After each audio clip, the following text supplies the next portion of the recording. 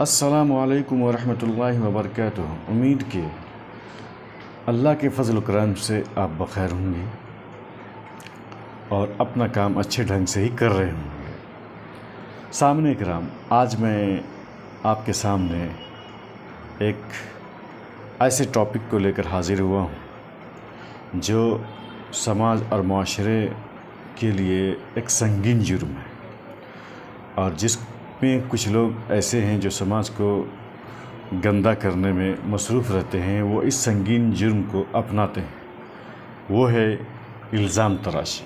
یہ الزام تراشی ایک سنگین جرم ہے جس سے بچنا تمام انسانوں کے لیے ضروری ہے۔ امید کہ آپ بہت سماعت فرمائیں گے۔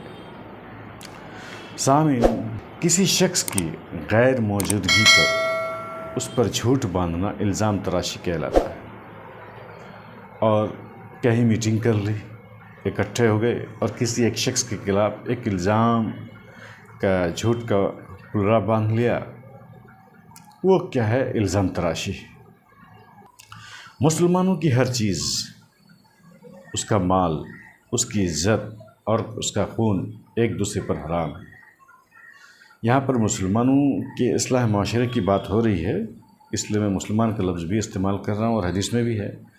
یہ انسانی معاشرے میں بھی جہاں پر آپ رہتے ہیں اس کے لیے بھی یہی لفظ ہے، اس کے لیے بھی یہی بات ہے۔ الزام تراشی ایک ایسا عمل ہے جس کی روح سے ایک شخص یا گروہ دوسرے شخص کے پیچھے یا کسی ایک شخص کے پیچھے پڑا رہتا ہے اور اس کو نشانہ ملازمت بناتا ہے۔ ملازمت بناتا ہے مینس اس پر الزام دینے کا طریقہ اپناتا ہے، منفی بیانات پیش کرتا ہے، نگیٹو پوائنٹ اس کے بارے میں بیان کرتا ہے، اور دوسرے گروہ کو سماجی یا منفی اور اخلاقی طور پر غیر ذمہ دار ثابت کرنے کی کوشش کرتا ہے۔ یہی الزام تراشی ہے، اور یہ الزام تراشی منافقین کی صفت ہے۔ وہ منافقین جو قولی طور پر بھی وہ منافقین تھے، لیکن فائدے کے لیے حضور اکرم صلی اللہ علیہ وسلم کے ساتھ تھے، لیکن حضور صلی اللہ علیہ وسلم کی بیوی جو ہماری ماں لگتی ہے، پاک باز خاتون تھی، ازواج مطہرات میں سے تھیں، ان پر انہوں نے الزام لگایا، اور ان پر انہوں نے الزام لگایا نہیں بلکہ وہ پیش تھے۔ تو یہ منافقین کی نشانی ہے۔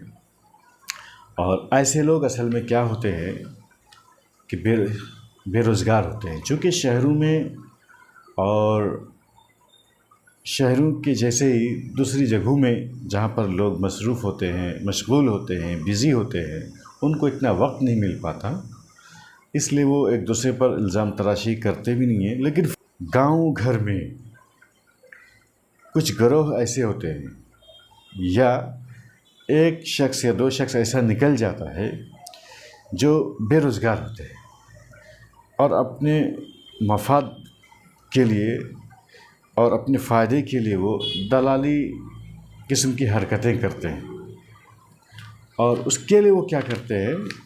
کسی نہ کسی بہانے سے کسی پر الزام تراش کر ایک گروہ کو اکٹھا کر کے اس سے وہ فائدہ حاصل کرنا چاہتے ہیں۔ میں خود سامعین کرام ذاتی طور پر بہت سارے ایسی خبروں اور الزام کے بارے میں جانتا ہوں کہ گاؤں گھر وغیرہ میں کہ کسی شخص کے خلاف خبر اڑائی گئی، اور اس میں گاؤں کے بہت ہی زیادہ باشعور حضرات شامل ہیں، اس میں دانشمند حضرات شامل ہیں، اس میں ایسے لوگ بھی شامل ہیں جو قرآن حدیث کے دروس دیتے ہیں، ان کے ہاں دروس احادیث کا حلقہ لگتا ہے۔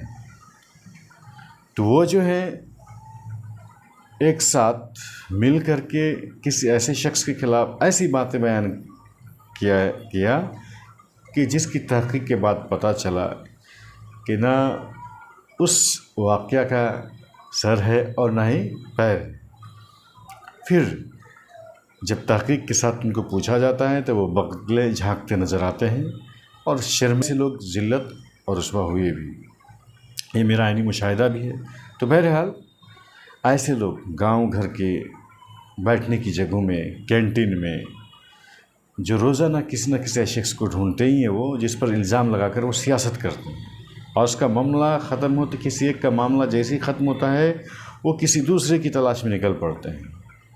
یہ دلال قسم کے لوگ ہوتے ہیں، منافق قسم کے لوگ ہوتے ہیں۔ ان کی ساری زندگی گناہوں میں لت پت ہوتی ہے اور یہ اپنی اصلاح بھی نہیں کرنا چاہتے، ایسے لوگ قیامت کے دن مفلس ہو جائیں گے۔ ان کی نمازیں، ان کی عبادتیں، ان کی نیکیاں مظلوم طبقہ کی طرف منتقل ہو جائیں گی، اور اسلامی نظام میں تو اس کے لیے دنیا ہی میں سزائیں ہیں۔ تو یہ سزائیں کیا ہیں دنیاوی جو خالق کائنات کے احکام نے فکس کیے ہیں؟ وہ ہیں کہ چند لوگوں کے سامنے 80 کوڑے ان کو مارے جائیں گے۔ جس طرح ایک زنا کرنے والی عورت اور زنا کرنے والا شخص کے بارے میں اگر ثبوت مل جائے تو چند لوگوں کے سامنے یا ایک گروپ کے سامنے اس کو کھڑا کیا جائے گا، ان کو سزا دی جائے گی، اسی طرح اگر ثبوت اور اسی طریقے سے گواہ نہ ملے تو ایسے شخص کو 80 کوڑے مارے جائیں گے، تاکہ دوسری بار اس کی وہ ہمت نہ ہو، دوسری بار اس کی گواہی ہمیشہ کے لیے رد کر دی جائے گی۔